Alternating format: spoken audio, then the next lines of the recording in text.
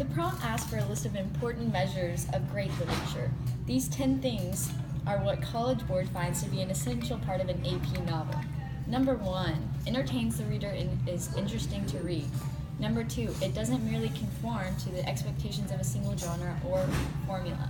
Number 3, it has been judged to have artistic quality by the literary community. Number 4, it has stood the test of time in some way, regardless of the date of publication.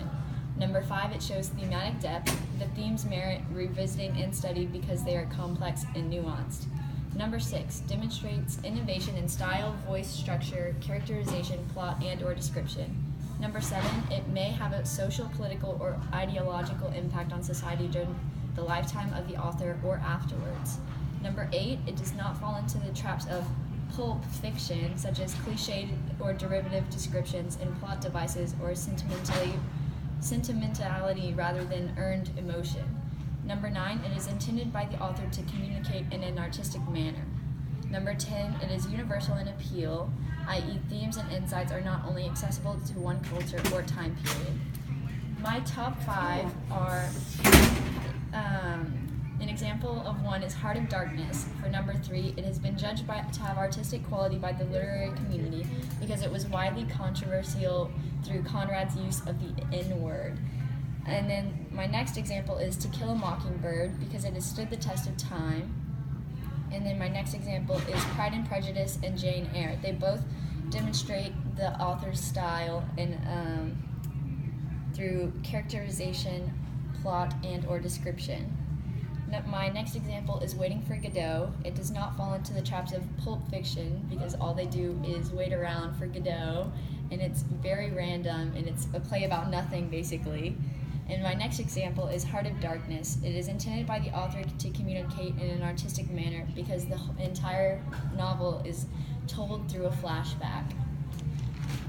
And the book that has impacted me the most is Pride and Prejudice.